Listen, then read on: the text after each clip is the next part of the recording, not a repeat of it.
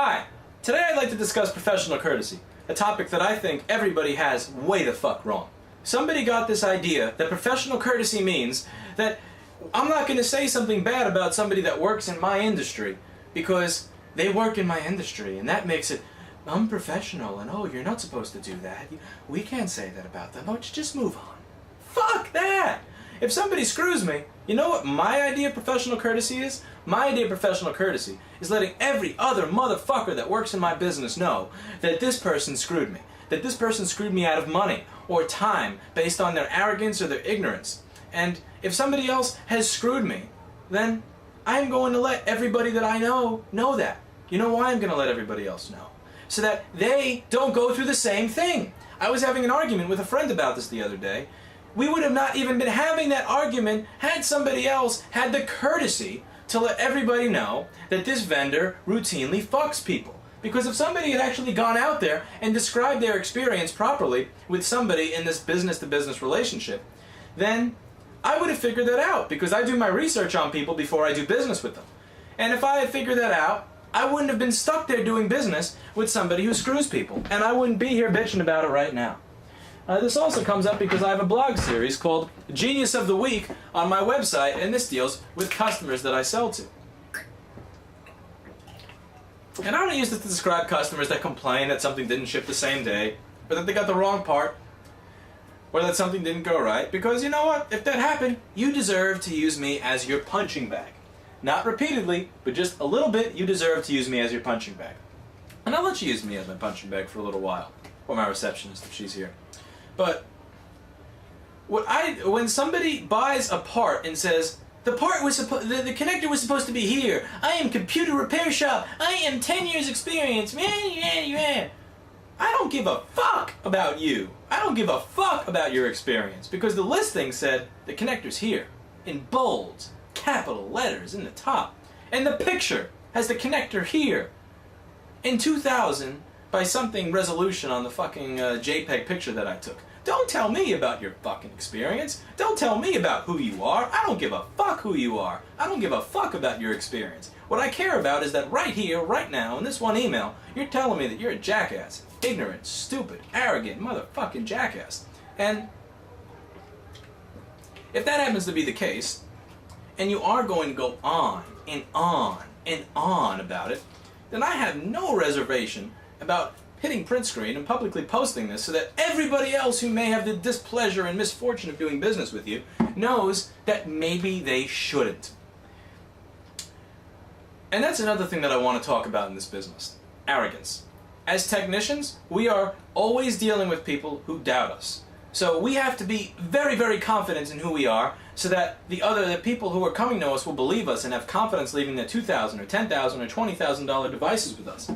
And sometimes that confidence can lean over into arrogance. And it happens a lot where technicians will just get the sense of arrogance and lose their sense of humility and lose their humble nature and just think, well, this is the way I think it should be.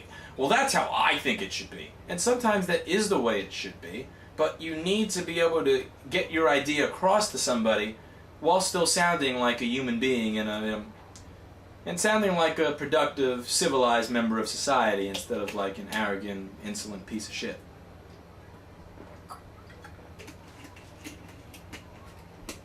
But going back to my topic, I won't post about anything that happens, and I'm not going to post my opinion until the end. What I'll do is I'll post what somebody said, I'll post my reply, I'll post a picture of what they bought, so that you can subjectively decide for yourself, based on the objective information that I'm giving, whether or not this person is an idiot. I'm not going to make the conclusion for you, but I will make a nice connect the dots page for you that, if you know how to connect the dots, will lead you to the logical conclusion that they're a moron.